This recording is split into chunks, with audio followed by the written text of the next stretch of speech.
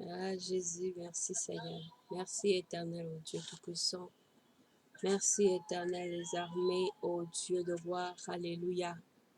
Que ton nom soit exalté, Seigneur. Que ton nom soit béni, Yahweh. Que ton nom soit magnifié, éternel, ô Dieu de gloire. Alléluia. Au nom puissant de Jésus-Christ. Alléluia. Merci Seigneur. Merci Seigneur. Merci Seigneur. Merci Seigneur. Merci Seigneur. Alléluia. Ah, que le Seigneur vous bénisse. Amen.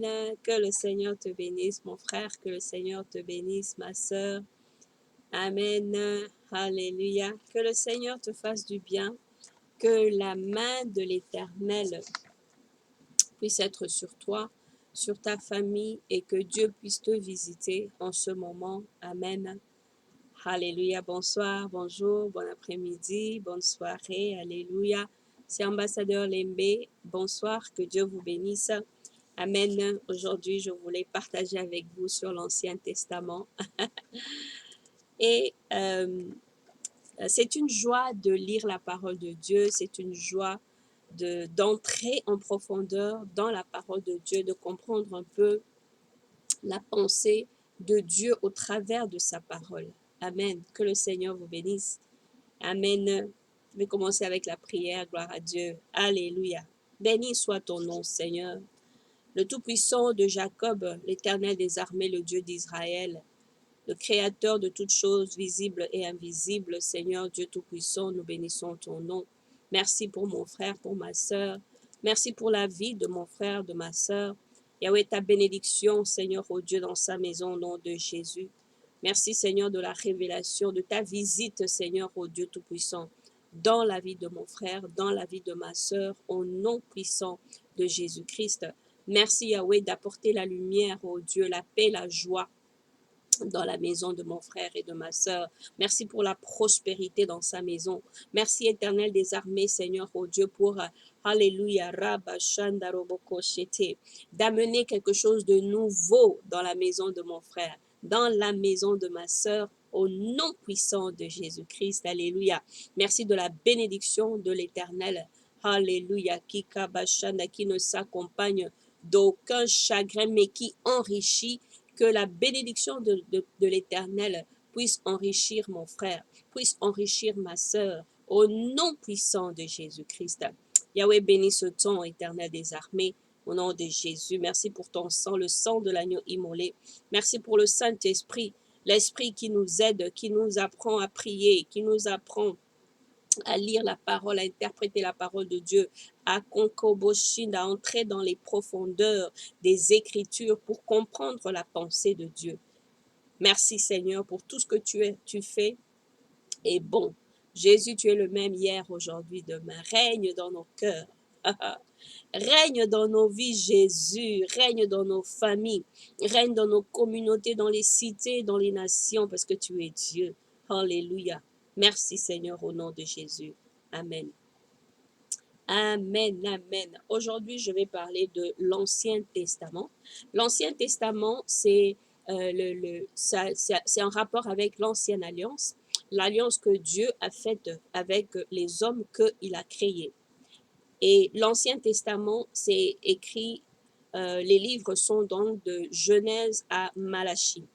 Et il y a 39 livres dans l'Ancien Testament.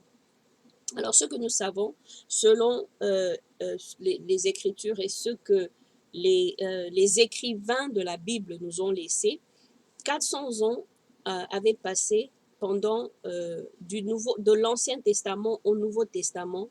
Il y a eu une période de 400 ans où les écrivains, les chercheurs des Écritures, ils disent que c'était une période de silence où Dieu ne donnait plus d'instructions, où Dieu ne disait plus rien à son peuple. Donc, après les 400 ans, il y a eu donc le livre de Matthieu, le Nouveau Testament qui commence avec le livre de Matthieu, la généalogie de Jésus-Christ, le Sauveur, et donc pour nous présenter le Fils de Dieu. Et c'était pour le Nouveau Testament, dans le début du Nouveau Testament et de la relation entre la présentation de Christ, son avènement, son ministère, sa mort, sa résurrection et les instructions qu'il a laissées après sa résurrection. Parce que Jésus est vivant. Jésus est vivant, il est ressuscité. Amen. Alors quand vous voyez par exemple dans certaines religions où on parle du petit Jésus, le petit Jésus, il n'existe plus. Amen. La Bible dit qu'il a grandi. Hey, ça c'est dans Luc. Luc 2, le chapitre 2. J'allais parler de l'Ancien Testament, mais Jésus est trop bon. Alléluia. Je vais juste lire cette partie où la Bible dit ceci. Amen. Dans Luc chapitre 2. Amen. La Bible dit, le verset 52. Et Jésus croissait en sagesse, en stature et en grâce devant Dieu et devant les hommes. Mais non, Jésus n'est pas le petit Jésus, mon frère, ma sœur. Non, il n'est pas le petit Jésus. Il n'est plus le petit Jésus, il a grandi. Ok? Donc, quand on vous dit le petit Jésus, il faut dire que la Bible dit qu'il a grandi, il a grandi en sagesse, en stature et en grâce. Il n'est plus le petit Jésus. Amen. Alors, je voulais lire dans le livre de, comme nous allons voir l'Ancien Testament. Dans l'Ancien Testament, il y a le livre le plus long de la Bible. Amen. C'est le livre de Psaume 119, un des livres de l'Ancien Testament.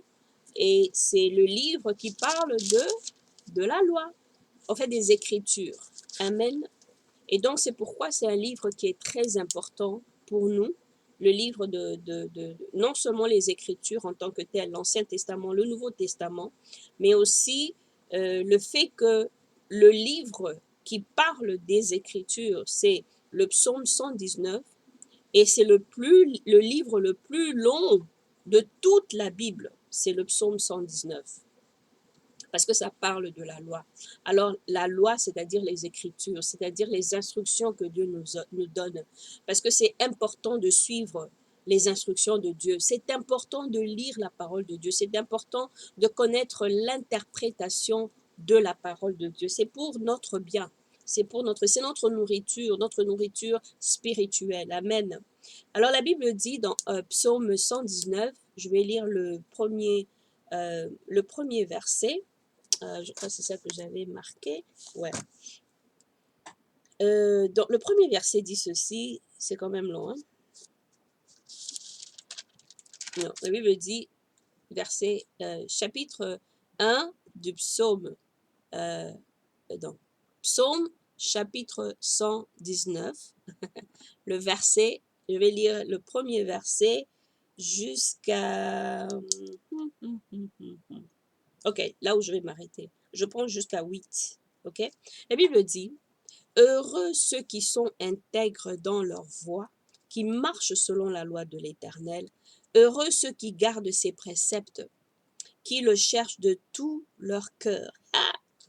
Certes, ils ne commettent pas d'injustice, ils marchent dans ses voies. Tu as promulgué tes statuts pour qu'on les observe avec soin. Puissent mes voies être bien réglées, afin que j'observe tes prescriptions. Alors je n'aurai pas honte en considérant tous tes commandements. Je te célébrerai dans la droiture de mon cœur, en étudiant les ordonnances de ta justice. Je veux observer tes préceptes. Ne m'abandonne pas entièrement. Amen. Donc, j'ai lu le livre de Psaume, chapitre 119. J'ai lu du premier verset au verset 8. Amen. Alors, je parle de l'Ancien Testament et pourquoi c'est un livre qui est important pour nous.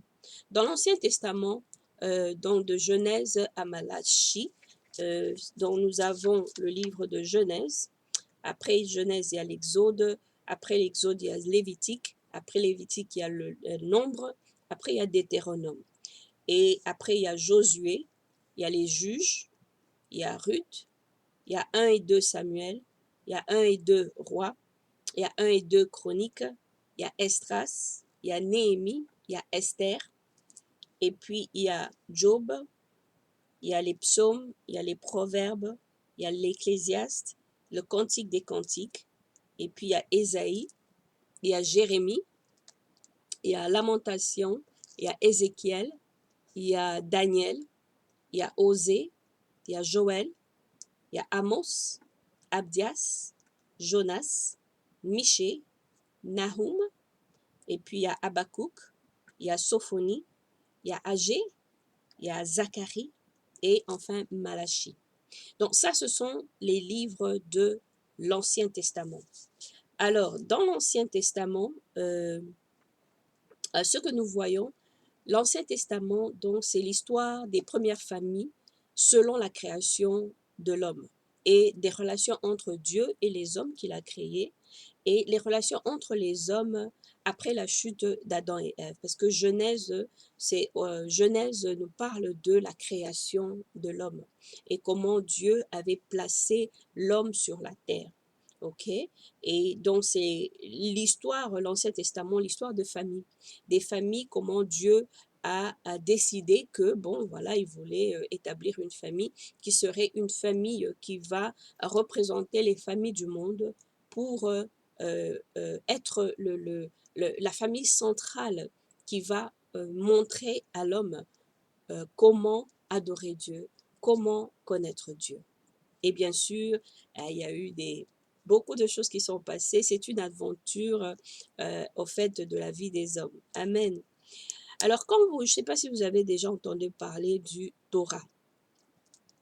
Torah, chez les Juifs, ça veut dire la loi. OK? Donc, généralement, pour eux, ça représente les 5 livres de Genèse à Deutéronome. Donc, les 5 livres, c'est Genèse, Exode, Lévitique, Nombre et Deutéronome. Ça, c'est selon les Juifs, c'est la Torah. Mais les chrétiens, nous, on dit le Pentateuque. Les Pentateuques, donc 5, une composition de 5. OK? Mais principalement, la Torah, chez les Juifs, ils disent, dans d'autres documents, on dit aussi que c'est de Genèse jusqu'à Esther. OK? Et il y a d'autres qui disent que non, c'est de Genèse jusqu'à Cantique des Cantiques. OK? Mais donc, tout ce qui a à voir avec le Pentateuque, donc les 5 livres, les premiers livres, les livres historiques, les livres poétiques et voilà, donc oui, avec les livres poétiques, ou bien les livres de sagesse. Les 5 livres ont été écrits par Moïse, les 5 livres de l'Ancien Testament. Donc, Genèse, Exode, Lévitique, Nombre, Deutéronome. Ces 5 livres ont été écrits par Moïse. Alors, vous allez demander, mais comment Moïse, qui n'était pas là quand Adam a été créé, comment il a connu toutes ces choses, comment il a connu Noé, amen, parce que c'était une période quand même de quoi, 400, 600 ans ou bien 700 ans. Alors, mais quand vous comprenez, quand vous entrez dans la partie mystérieuse des choses de Dieu, amen, Dieu, la Bible dit qu'il est en dehors du temps et de l'espace. Alors, s'il est en dehors du temps et de l'espace, il peut amener quelqu'un à entrer dans cette dimension-là, en dehors du temps et en dehors de l'espace, ok, pour comprendre certaines choses. Et en fait, c'est ce qu'il a fait avec Moïse. Il a amené Moïse à une dimension, ok, où Moïse pouvait être connecté avec la création pour raconter l'histoire de la création, pour raconter les faits, ok, qui se sont passés même avant sa propre naissance.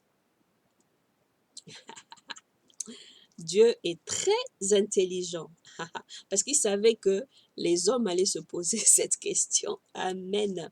Mais il y a beaucoup de choses qui sont mystérieuses dans la parole de Dieu parce que la vie chrétienne est une vie mystérieuse. C'est une marche spirituelle et beaucoup de choses on ne voit pas. Beaucoup de choses aussi on ne comprend pas exactement, mais on croit. Il faut croire, mon frère, ma soeur, il faut croire. OK. Bon, Il y a aussi le Talmud. Je ne sais pas si vous avez déjà entendu parler du Talmud. Le Talmud, au fait, c'est pour les Juifs, ok? C'est l'ensemble des lois, des cérémonies, des histoires, des légendes chez les Juifs, au fait, qui se sont passées de génération en génération. Aussi l'ensemble des enseignements. Ça compose le Mishnah et le Gemara sont inclus dans le Talmud. Et puis on parle du Talmud babylonais, de Babylone et aussi du Talmud de la Palestine ou de Jérusalem. Okay? Donc c'est un texte central pour les Juifs, pour les références aux lois, aux références aux histoires, aux références à des légendes. Ok? Donc ça, c'est un peu en gros ce qui a à voir avec la Torah et le Talmud et le Pentateuque. Donc Torah, quand vous entendez Torah, directement il faut penser aux 5 livres, les Pentateuques. Mais il faut penser aussi un peu en extension donc aux livres de l'Ancien Testament jusqu'à Cantique des Cantiques. Il y en a qui disent, certains juifs disent que bon, ils ont appris les livres seulement de Genèse jusqu'à Esther. Certains ils disent qu'il faut aller jusqu'à Proverbes, Psaumes, vous voyez. Bon, alors, pour la Genèse, le livre de Genèse, je voulais juste les séparer un peu en livres, en sections. Nous parlons de Pentateuque, donc c'est les 5 livres. Il y a la Genèse, il y a l'Exode, il y a le Lévitique, il y a les Nombres, il y a le Deutéronome. Okay. Et puis nous avons 12 livres qui sont appelés les livres historiques. Il y a Josué, les Juges, il y a Ruth, il y a 1er et 2 Samuel, il y a 1er et 2 Rois, 1er et 2 Chroniques, il y a Esdras, il y a Néhémie, il y a Esther. Et puis, on a les livres poétiques. Les livres poétiques, il y a 5 livres poétiques, ou bien encore les livres de sagesse. Vous pouvez dire les livres poétiques et les livres de sagesse. Donc, il y a Job, il y a les psaumes, il y a les proverbes, il y a l'Ecclésiaste, il y a le Cantique des Cantiques. Après ça, nous avons les livres prophétiques. Il y a en tout, il y a, au fait, l'Ancien Testament a 39 livres au total. Hein. Ok. Donc, les livres prophétiques sont séparés en 2 parties. Ce qu'on appelle les grands prophètes et ce qu'on appelle les petits prophètes. Et ça n'a rien à voir avec leur importance ou l'importance des instructions que Dieu donnait à son peuple, mais plutôt ça a à voir avec la longueur de leurs documents. Il y a des documents qui étaient très petits et il y a des documents qui étaient très grands. Alors, quand nous regardons les livres prophétiques, les grands prophètes par exemple, il y en a 5. Okay? Nous avons Ésaïe, il y a Jérémie, il y a Lamentation, il y a Ézéchiel, et il y a Daniel. Okay? Et quand nous passons aux petits prophètes, donc les livres qui sont un peu plus vraiment très petits, il y en a 12. Nous avons Osée, il y a Joël, il y a Amos, il y a Abdias, il y a Jonas, il y a Michée, il y a Nahum, il y a Habakkuk, il y a Sophonie, il y a Agé, il y a Zacharie et puis finalement il y a Malachie. Okay? Donc ça, ce sont les livres de l'Ancien Testament. Okay? Je pense que c'est important aussi de noter que dans l'Ancien Testament, ça je voulais quand même en parler, nous avons les 10 commandements. Okay? Les 10 commandements nous ont été donnés dans l'Ancien Testament. Et si vous allez dans le livre de Exode, le chapitre 20, okay? Donc Exode chapitre 20, Dieu nous a donné les 10 commandements. Ok. Alors là, je voulais juste lire les 10 commandements. Donc voilà, c'est dans Exode chapitre 20. Alors la Bible dit ceci. Alors Dieu prononça toutes ces paroles en disant, je suis l'Éternel ton Dieu, qui t'ai fait sortir du pays d'Égypte, de la maison de servitude. Tu n'auras pas d'autre Dieu devant ma face.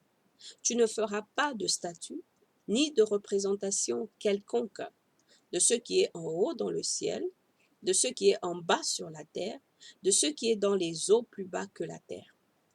Tu ne te prosterneras pas devant elles, tu ne leur rendras pas de culte, car moi, l'Éternel, ton Dieu, je suis un Dieu jaloux, qui punit la faute des pères sur les fils jusqu'à la 3e et à la 4e génération de ceux qui me haïssent et qui usent de bienveillance jusqu'à 1000 générations envers ceux qui m'aiment et qui gardent mes commandements.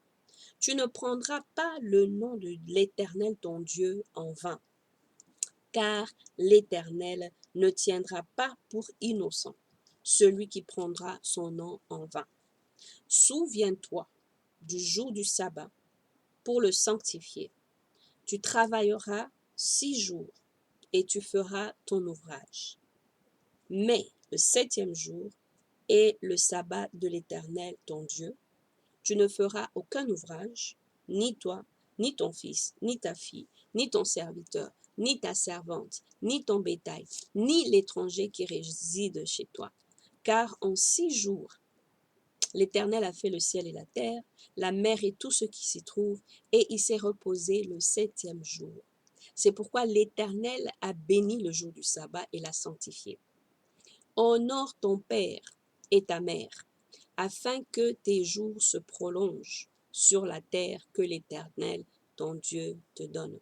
Tu ne commettras pas de meurtre, tu ne commettras pas d'adultère, tu ne commettras pas de vol, tu ne porteras pas de faux témoignages contre ton prochain, tu ne convoiteras pas la maison de ton prochain, tu ne convoiteras pas la femme de ton prochain, ni son serviteur, ni sa servante, ni son bœuf, ni son âne, ni rien qui soit à ton prochain.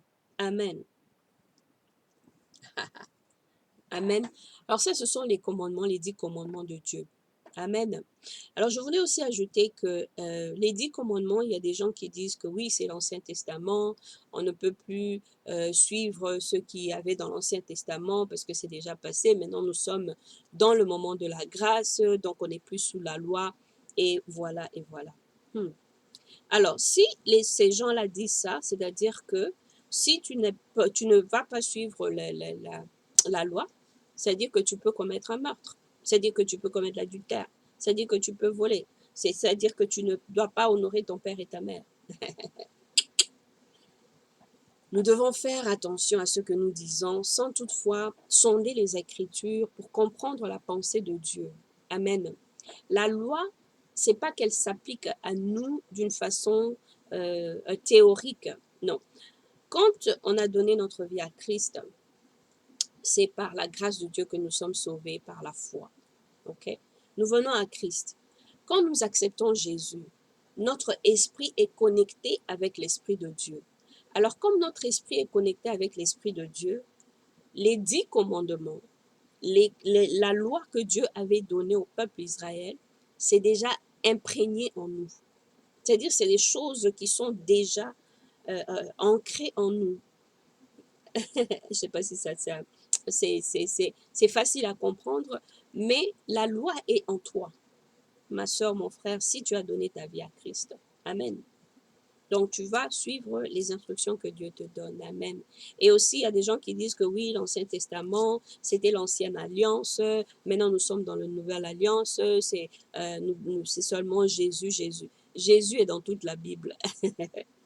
De Genèse jusqu'à Apocalypse, il y a une représentation et plusieurs représentations et même apparitions de Christ, le Messie. Amen. Parce que Jésus est Dieu. Alléluia. Amen. Je vais m'arrêter là pour aujourd'hui. Que le Seigneur vous bénisse. Amen.